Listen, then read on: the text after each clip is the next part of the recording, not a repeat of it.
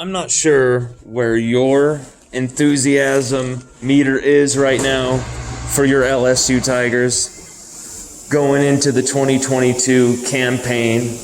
But for me, regardless of win-loss projections, where people think the program will be roster-wise, even by September 4th, opening night, Sunday night game in the Superdome against Florida State, just take all the narratives, all of the talk about comparing Kelly to Orgeron 2021 and 2020 to what's to come, and of course comparing everything to 2019 as always.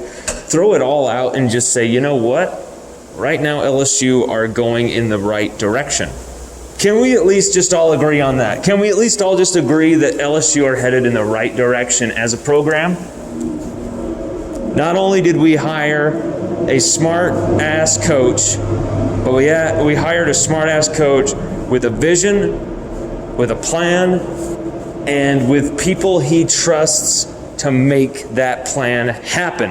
A college coach cannot be everywhere. A college football coach cannot do everything, be everywhere, and be everyone's best friend at all times and make everybody happy. That's just impossible. It's fake. Even if it were possible, that's going to be fake. That's just not this. You cannot invest that much time into people, programs, every little facet of life, and just as one person, you just can't do it. You gotta have people you trust. Okay? That is why I feel like LSU's staff has gotten significantly better, and I don't really even care what you think about Cortez Hankton and his last two recruiting classes. I don't really give a damn what you think about Mike Denbrock and how that offense played against Alabama. I don't give a damn what you have to say about maybe this guy shouldn't be here at LSU. Why is this guy at LSU? Maybe this guy doesn't fit in. Why is this guy come? I don't care. Look at this on paper. Just look at this on paper. I know championships are not won on paper, but they are won in the back rooms. They are won behind the scenes. They're won on the sidelines just as much as on the field. They're won in the locker room just as much as on the practice field. On the practice field just as much as it is on the actual game day field. And who has more to provide for that than these certain assistants that Brian Kelly's entrusted his team with? That's what I love about this staff. At every turn, there's a guy that Kelly not only trusts, but Kelly pretty much can predict, the rhythm of their breathing. This guy has been with Mike Denbrock for 15 years on staffs. Just 15 years on staffs. He was a grad assistant with Brian Kelly. Way back at Grand Valley. So these guys have a ton, and I mean a ton of history. At Notre Dame forever. At Grand Valley. These guys followed each other countless times. Brian Kelly would go, Mike Denbrock would follow. And, there was some type of falling out between the two. Okay? I'm not going to sugarcoat what I heard. The two got in a big fight. Okay? Denbrock took off.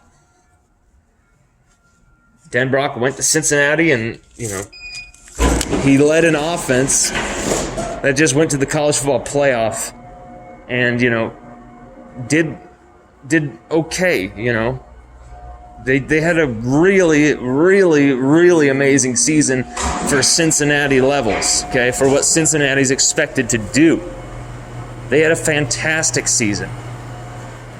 And Mike Denbrock's offense consistently got better in yards per game, yards per season, touchdowns per season, points per game. They were just gradually getting better. And then in the last 3 years, it went boom, just like a shot out of a cannon, through the fire, through the smoke, just boom.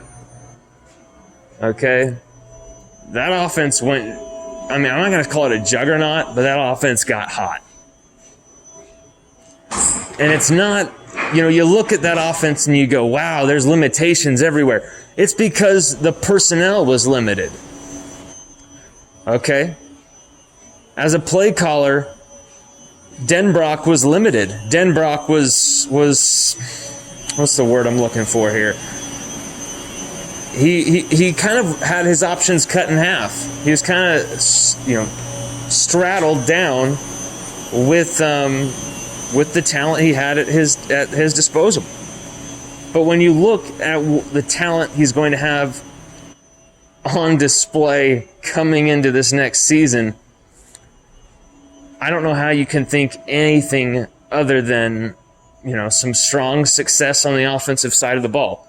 I'm not predicting the greatest of all-time offense. I'm not predicting even a top 10 offense in college football. I'm predicting an offense that can hurt you in multiple ways. I'm predicting an offense that can, run a balanced attack, that can grind the football down your throat, that can, take advantage of coverage, of a variety of coverages in the aerial game. I'm talking about a system that loves to use its running backs in the passing game. I'm talking about tight ends who are going to be flexed out wide as much as they may have their hands in the dirt. I'm talking about unleashing Kayshon Boutte. I'm talking about taking Jack Besh's ultimate talents and letting them flourish to the fullest. We're talking an offense here that could be deadly. And, Mike Denbrock gives me a lot of joy there because I feel like he's going to get a lot of shit. I feel like Denbrock is going to be the scapegoat. Anytime anything goes wrong this next season, Denbrock will be blamed. Okay? I'm just going to tell you right now. Denbrock is going to be the guy who's going to get a lot of the blame, and he will hardly get the credit when the offense is firing on all cylinders. Brian Kelly will just get the credit. Joe Sloan will get the credit. Some other guys. You will never hear Mike Denbrock getting the credit, but you will hear him getting the shit. That just happens. Isn't that interesting how that happens? It seems like me and Mike Denbrock have a lot in common. But, you're going to see some very intriguing things with this staff because, you look at the staff from Denbrock, defensive coordinator Matt House. Let's talk about Matt House for a second here because I love that hire. I love what I see from Matt House. And if you have watched Kansas City's, any of Kansas City's games over the last 2-3 years, let alone just since Matt House has been hired at LSU, that defense are running around like absolute fucking mad dogs right now, okay? They're running around like their hair on fire and they're about to eat someone's face, okay? It's crazy. They're making turnovers. Their linebackers are playing elite side to side, making brilliant plays all over the place, covering every blade of grass. That's the thing about the Kansas City Chiefs defense. You can say they've been porous. You can say, there was times where they were taken advantage of, especially with, the lack of depth with the personnel, last year as they tried to defend their Super Bowl unsuccessfully against Tom Brady and the Buccaneers. But what you cannot say about Matt House's defenses is that they haven't been able to be versatile. They haven't been able to cover every blade of grass. They haven't been able to come out and hit you in the mouth. There's been some bad games. The Super Bowl last year was, chief among them. But when you look at how Kansas City got to the Super Bowl, 2019, early 2020, January 2020 to February 2020 when they won it. When you look at how they either came from behind or built up crazy leads, it was because of a lot of defensive touchdowns, special teams touchdowns. You saw a lot of turnovers. You saw a Kansas City team that came back, I believe it was from 3 straight deficits to win playoff games. I think they may have literally come back from behind a deficit in every single game. I mean, Kansas City came back from 10 plus points, I think, in every one of those games.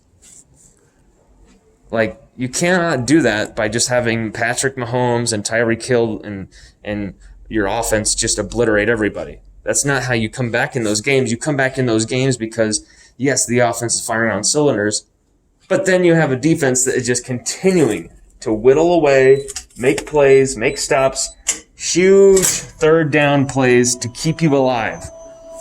That is what modern defense is all about in football. You're not going to get, you're not going to hold teams to 3 points anymore. You're not going to hold even the worst offenses to under 20. There's going to be a lot of blowouts, a lot of shootouts. There's going to be a lot of lopsided games, a lot of 45-31 type games. That's what we're going to be seeing more of. But at the same when you can pull it out, when you can pull out a 45-31 victory over Alabama, over Texas A&M, over improved Florida under Billy Napier, that's a big deal. And LSU were not going to win those games these last 2 years like that. They had no chance. It was either, beat them like we could have in the 2020 game against Alabama, 20-14, have a chance to beat them by 1 point, or we're going to lose. That was the only choice. Of course, there was those shootouts against Florida, against Ole Miss, where LSU just said, we're not going to play defense today. We're just going to go crazy on offense, and Kayshon Boutte just went off. And then Ty Davis Price this year just goes off. It's very, very hilarious. And we're going to be talking a lot about this new staff coming up. This is just a wild video where I'm just ranting my head off to get you excited, get you pumped about this new staff, about this new roster that is coming together, because I am excited. I don't even care if LSU can contend for a championship next year. I just know that LSU are headed in the right direction, and that's all I care about. Seriously, my peace of mind right now is at an all-time high in comparison to the last 2 years. I'm not feeling like it's 2019 again. I'm not feeling forget 2019. This is an entirely different animal. I have a great feeling about 2022 because it's the start of something. There's a huge nucleus here of freshman talent that we're going to be talking about the numbers 2022 for a long time next to some of these guys' names. We're talking Walker Howard, Will Campbell, Emory Jones, Bo Bordelon, Fitz West, LaTerrence Welch, Jordan Allen. The list goes on and on of just absolute freaks. Landon Ibieta. And then who we're pulling in the transfer portal is what I think is going to make this team special this season, especially. Especially special. They're going to make this team competitive as hell, top to bottom. When you've got someone like West Weeks who just loves contact, loves to just smash the shit out of people, as Jake Johnson, former LSU commit and current Texas A&M tight end, told us in our article yesterday, West, he loves to play football. He loves to make those huge hits. He's a former lacrosse player. We put up a transfer piece. It's introducing Mingo, Tremont Shorts, and West Weeks to all of y'all. And it's got a ton of info on those guys, next level stats, everything. Definitely check that out at LSUODYSSEY.com. But we're going to be putting up stuff, a full account of the entire staff, even though we have written piece by piece by piece by piece as each one of these guys were hired, before they were hired, breaking news of their hiring, like Mike Denbrock, which is one that we can definitely take credit for breaking. And we're going to go through each one of these hires and talk about the pros, the cons, the whats, the ifs, the maybes, the shoulda-bees, the whatsa-wootsa, and yeah.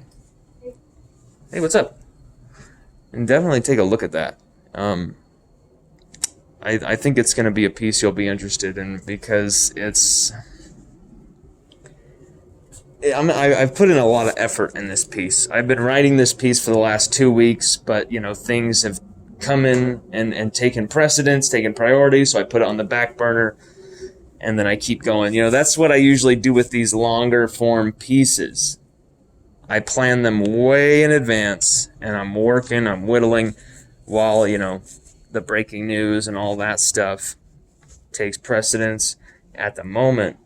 The interviews take precedence at the moment, and then I return back to it, because those pieces are the most fun for me, I feel.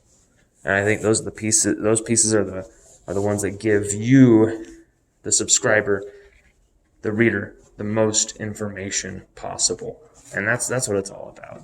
I know some of these things can be long, but I tell you, if you read my pieces front to back, you will learn every time something you do not know.